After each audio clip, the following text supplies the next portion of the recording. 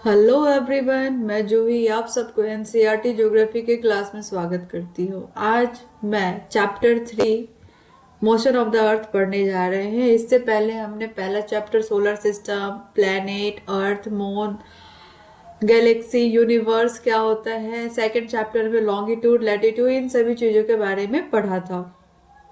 आज हम लोग रोटेशन, रिवॉल्यूशन क्यों होता है, कैसे होता है, दिन रात कैसे होता है, सीजन कैसे चेंज होता है, इन सभी चीजों के बारे में पढ़ेंगे और समझेंगे। ठीक है, तो बिना कुछ देर किए हुए हम लोग आगे बढ़ते हैं। तो देखो, बुक में दिया हुआ है कि as you know that earth has two type of motion. आप जानते होंगे कि अर्थ जो है वो दो टाइप का मोशन होता है उस अर्थ का। कौन कौन सा? रोटेशन और revolution. Rotation is a moment of earth on it's axis. कह रहा है रोटेशन वो मोमेंट होता है जो अपने ही एक्सिस पे वो घूमते रहता है, उसको क्या कहते हैं? रोटेशन कहते हैं। The moment of earth around the sun in a fixed path और orbit is called revolution. Revolution वह मोमेंट होता है जो सन के चारों तरफ एक फिक्स्ड पाथ पे सन के चारों तरफ जो घूमता है, परिक्रमण करता है, उसको हम लोग रिवॉल्यूशन कहते हैं। ठीक है, आगे दिया हुआ है the axis of the earth which is an imaginary line make an angle of 66.5 degree with its orbital plane. Earth के the axis of earth which is an imaginary line make an angle. कह रहा है अर्थ के axis से एक imaginary line draw करेंगे जो 66.5 degree, orbital plane का 66.5 डिग्री वो एंगल बनाता होगा। The plane formed by orbit is known as orbital plane. उस फॉर्म को हम लोग क्या कहेंगे? ऑर्बिटल प्लेन कहते हैं। The earth receive light from the sun. Earth कहाँ से अर्थ पे लाइट कहाँ से रिसीव होता है? सन से। हमने पहला चैप्टर में पढ़ा था कि प्लैनेट के पास ना तो अपना हीट है ना लाइट है, वो टोटली डिपेंड रहता है स्टार पे। स्टार यानी कि सन पे डिपेंड रहता है। सन क्या है? सन एक स्टार है। तो हमारे अर्थ पे जो हीट और लाइट आता है वो कहाँ से आता है? वो सन से आता है। तो कह रहा है the earth receive light from the sun. और अर्थ जो है लाइट कहाँ से रिसीव करता है? सन से करता है। Due to the spherical shape of the earth, इस कारण से अर्थ का कौन सा शेप है? स्फेरिकल शेप है। स्फेरिकल शेप के कारण अर्थ की अर्थ के आधी भाग जो सन के तरफ फेस रहता है, उस पे क्या आती है? लाइट आती है। तो उस टाइम दिन होता है जब अर्थ का आधी भाग, अर्थ देखो, अर्थ हमारा क्या है? टिल्टेड है। हम लोग ने पढ़ा था अर्थ हमारा सीधा नहीं है, वो टिल्टेड है। 66.5 डिग्री पे वो कोण बनाता है, एंगल बनाता है। ठीक है, कह रहा है जो सन के आधा पोर्शन, अर्थ का जो आधा पोर्शन जो सन के तरफ उसका फेस है, उधर क्या रहता है? उस वहां पे लाइट रहती है। और आधा फेस जो सन के तरफ फेस नहीं है, बिहाइंड है, उसके उधर क्या रहता है? अंधेरा रहता है। उसको क्या कहते हैं? लाइट कहते हैं। The circle that divide from day on the globe, day from night on the globe is called circle of luminous. कह रहा है वह सर्कल जो दिन और रात को अलग करता है, वह सर्कल जो दिन और रात को अलग करता है, उसको क्या कहते हैं? Circle of luminous. प्रदीप्ति वृत्त कहते हैं। क्या कहते हैं? प्रदीप्ति वृत्त कहते हैं, सर्कल ऑफ ल्यूमिनस। कह रहा है this circle does not coincide with the axis as you seen in the figure 3.2। कह रहा है यह सर्कल कभी भी मिलता नहीं है एक्सिस से, किसी भी एक्सिस से ये मिलता नहीं है, कोइंसाइड नहीं होता है। जो हमने फिगर कह रहा है 3.2 में देखने के लिए कह रहा है। 3.2 में ये देखो, एक इमेजिनरी लाइन लिया गया है, एक इमेजिनरी लाइन 66.5 डिग्री पे लिया गया है। जो इसका आधा फेस देखो, इसका आधा फेस जो सन के तरफ है वो लाइट है, जो सन के तरफ नहीं है, पीछे है, वो ब्लैक है, वो अंधेरा है। ठीक है, और ये इमेजिनरी लाइन जो है वो कंसाइड नहीं करता है एक्सिस पे। एक्सिस क्या हो गया, ये हो गया एक्सिस, एक्सिस पे नहीं मिलता है, कंसाइड नहीं करता है। The earth take about 24 hours to complete one rotation around its axis. कह रहा है अर्थ जो एक रोटेशन में, earth take about 24 hour, earth को एक रोटेशन पूरा करने में अपने एक्सिस पे 24 घंटा लग जाता है।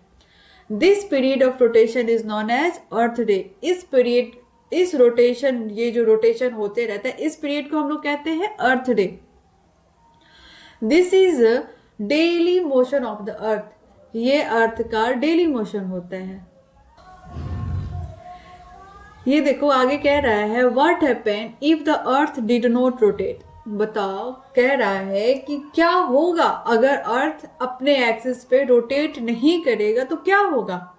तो इमेजिन करो कि अगर अर्थ रोटेट नहीं होगा तो क्या दिन रात होगी।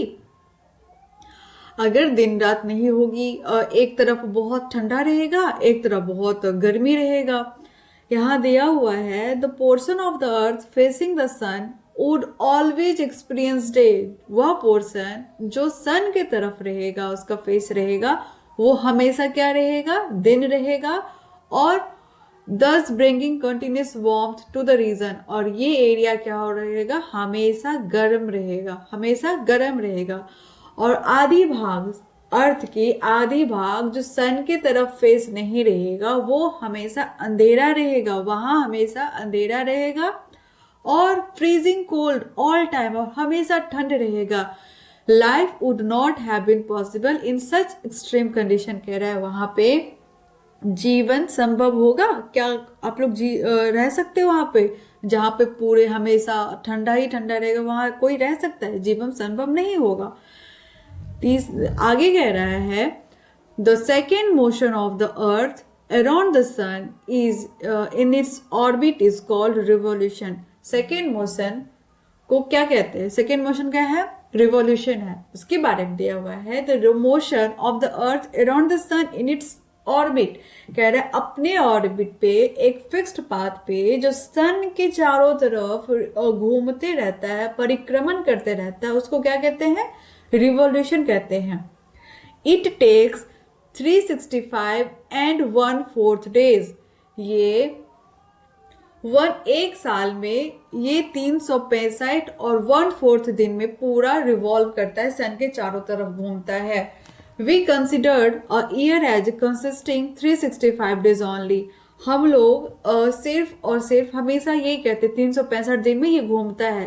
6 आवर को, जो 1/4 है, उस 6 आवर को हम लोग क्या कर देते हैं, इग्नोर कर देते हैं।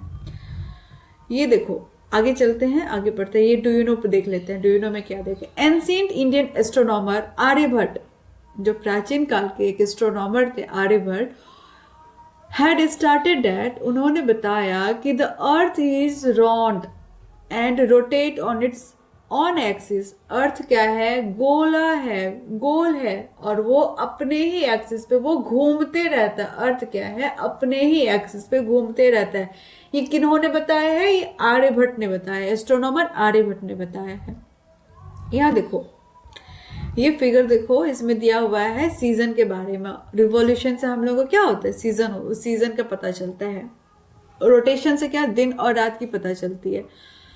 तो देखो यहाँ पे दिया हुआ है कि इन समर, सॉरी सन जब नॉर्थ विंटर के टाइम में, winter in the north hemisphere में जब सन साउथ की तरफ शिफ्ट हो जाता है, जब सन साउथ हेमिस्फीयर में शिफ्ट हो जाता है, तो साउथ हेमिस्फीयर में क्या हो जाता है, विंटर हो, साउथ हेमिस्फीयर में समर हो जाता है और नॉर्थ हेमिस्फीयर में विंटर हो जाता है। विंटर सोल्स्टर यानी कि 22 दिसंबर को कहते हैं ना कि दिन और रात जो होता है वो इक्वल होता है और सबसे ठंडा होता है। हाँ, तो हम लोग आगे चलते हैं और देखते हैं कि क्या है आगे। देखो स्प्रिंग में कह रहा है कि देखो अर्थ क्या है हमारा, टिल्टेड है और सन यहाँ पे इसका फेसिंग है, तो स्प्रिंग इक्विनॉक्स होता है, यहाँ पे दिन और रात इक्वल होता है। यहाँ पे क्या होता है, दिन बहुत बड़ा हो जाता है, रात छोटी हो जाती है। यहाँ पे दिन और रात इक्वल हो जाते हैं, इसीलिए इक्विनॉक्स कहते हैं। और वो कब होता है, 21 मार्च को होता है। आगे हम लोग अच्छे से पढ़ेंगे एक्सप्लेनेशन के साथ। यहाँ पे देखो कह रहा है समर सोल्स्टर। यहाँ देखो कि सन के फेसिंग किधर हो गई, इधर हो गया। और इन समर नॉर्थ हेमिस्फेयर में जब सन नॉर्थ में शिफ्ट करता है तो नॉर्थ हेमिस्फेयर में क्या हो जाता है, समर हो जाता है। और साउथ हेमिस्फेयर में विंटर हो जाता है। और 21 जून को क्या हो जाता है, सबसे बड़ा दिन होता है।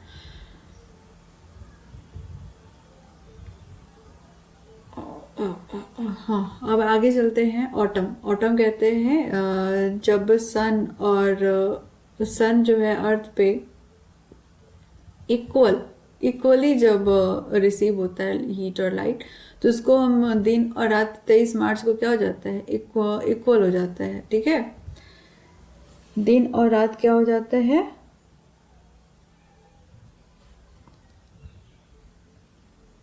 हम लोग आगे पढ़ेंगे। हाँ, तो हम लोग आगे चलते हैं। 6 hour save every year are added to make one day. कह रहा है 6 आवर हम लोग हर एक दिन 24 घंटा में सेव कर लेते हैं। ओवर स्पेन ऑफ 4 ईयर, 4 साल तक हम लोग हर एक घंटा 6 घंटा को क्या करते हैं, सेव कर लेते हैं। तो दिस सरप्लस, ये जो बचा हुआ 6 आवर्स रहता है वो सरप्लस हो जाता है, एक दिन में हो जाता है कन्वर्ट। और वो हर चौथे साल फरवरी के महीना में इंक्लूड हो जाता है। हर चौथे साल फरवरी के महीना में जो 28 दिन का फरवरी होता है वो 29 जून का हो जाता है। दस every 4th year February is 29 days instead of 28 days. जो हर साल 28 डेज का होता है, जो चौथे साल क्या हो जाता है, 29 दिन का हो जाता है। Such a year with 366 days is called leap year. उस साल को जो 366 दिन हो जाता है, एक साल अगर एक दिन ऐड कर देते हैं तो 366 दिन हो गया।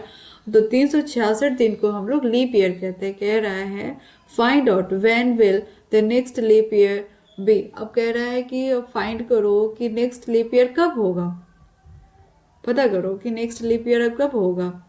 ठीक है, from the figure 3.3 it is clear that the earth is going around the sun in an elliptical orbit. कह रहा है 3.3 में आपने देखा होगा, क्लियर हुआ होगा कि अर्थ जो है एक सन के चारों तरफ जो घूमता है, एक एलिप्टिकल ऑर्बिट में घूमता है। ठीक है, इक्वल सेम पाथ पे घूमता है, फिक्स्ड पाथ पे घूमता है। Notice that throughout its orbit the earth is inclined in the same direction। Notice किया होगा कि अर्थ जो है incline है, सेम incline tilted है, हर जगह झुका हुआ है, हर जगह, यहाँ भी झुका हुआ है, यहाँ भी झुका हुआ है, यहाँ भी झुका हुआ है, चारों झुका हुआ है। ठीक है, कह रहा है year is usually divided into summer, winter, spring and autumn season. कह रहा है ईयर, साल जो है यूजुअली 4 सीजन में डिवाइड किया गया है। कौन कौन सा, summer season, winter season, spring season, autumn season. ये हमने बचपन में भी पढ़ा होगा। Season change due to the change in the position of earth around the sun. Season कब चेंज होता है, जब अर्थ जो है सन के चारों तरफ घूमता है, परिक्रमण करता है। तो जैसे जैसे परिक्रमण करता है वैसे वैसे सीजन भी चेंज होते रहता है। ठीक है, अब हम लोग आगे चलते हैं। लेट्स टू आप करके देखना। चलो यहाँ लुक एट द फिगर 3.3। कह रहा है फिगर 3.3 को देखो। You will see that on 21 June, 21 June को the north hemisphere is tilted toward the sun. कह रहा है 21 जून को, कहाँ गया 21 जून को सन किधर टिल्टेड है, सन की तरफ टिल्टेड है, जिस कारण से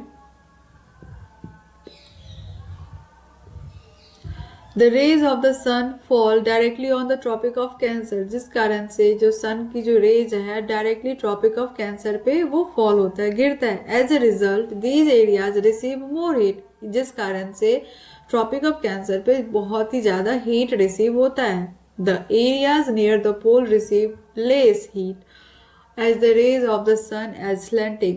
और वही हीट जो पोल के तरफ है वो कम हो जाता है, क्योंकि अर्थ जो है वो स्लाइटली वो क्या कहते हैं, टिल्टेड है, इसी वजह से।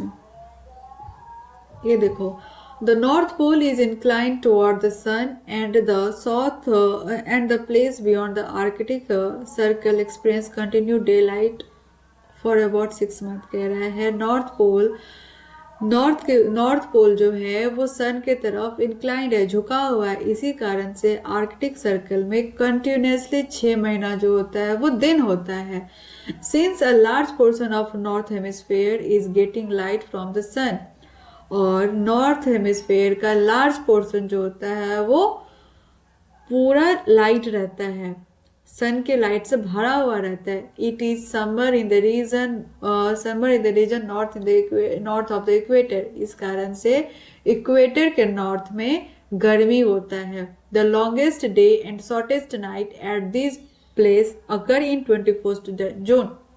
कह रहा है 21 जून को सबसे लंबा दिन, इसीलिए 21 जून को सबसे लंबा दिन और सबसे छोटा रात होता है।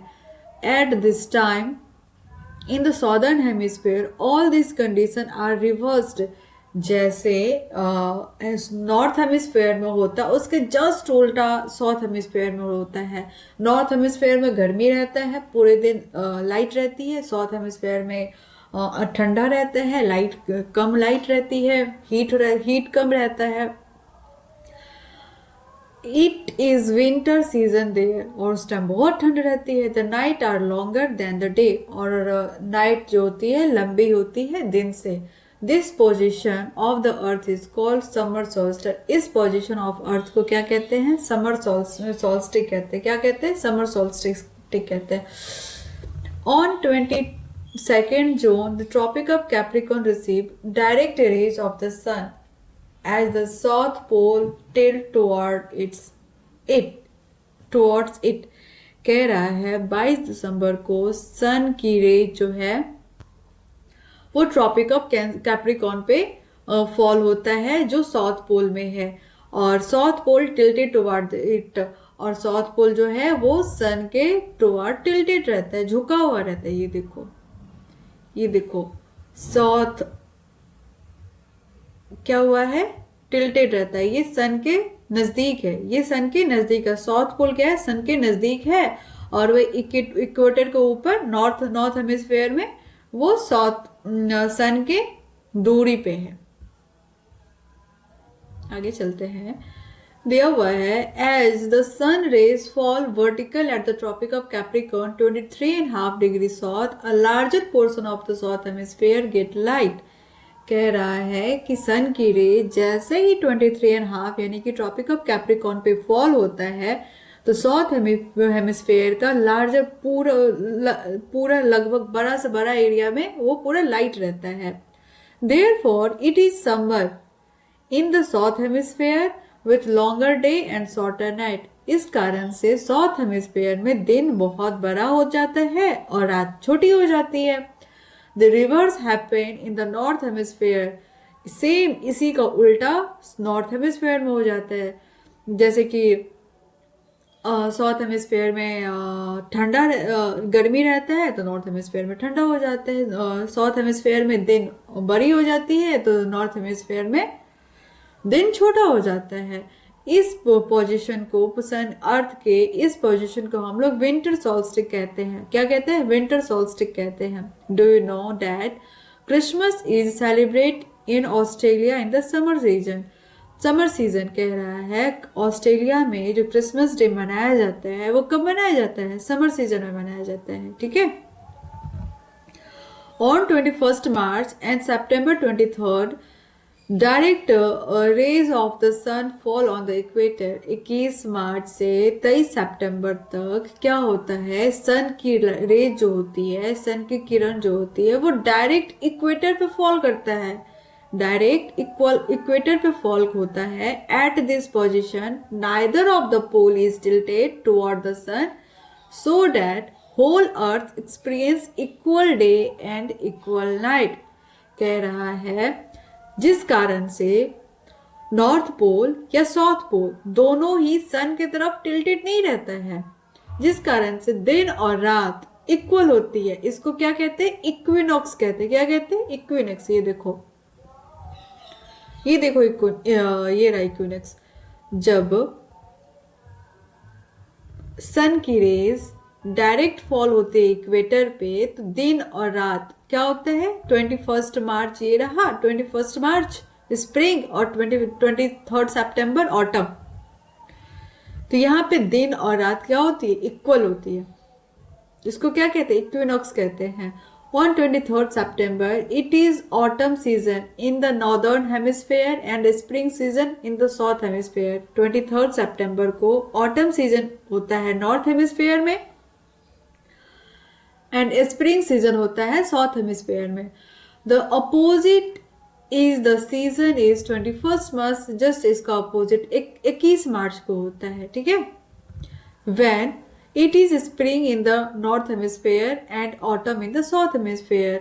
जब north hemisphere में spring होता है तो south hemisphere में autumn होता है। ये कब होता है? 21 मार्च को होता है। Thus you find that there are days and night and change in the season because of rotation and revolution of the earth respectively. कह रहा है ये ऐसा दिन और रात होना ये रोटेशन के कारण होता है, सीजन चेंज होना ये रिवॉल्यूशन के कारण होता है, ठीक है? अर्थ का दिन और रात होना रोटेशन के कारण होता है और सीजन चेंज होना रिवॉल्यूशन के कारण होता है। तो इस चैप्टर में हमने रोटेशन और रिवॉल्यूशन को बहुत अच्छे से पढ़ लिया है।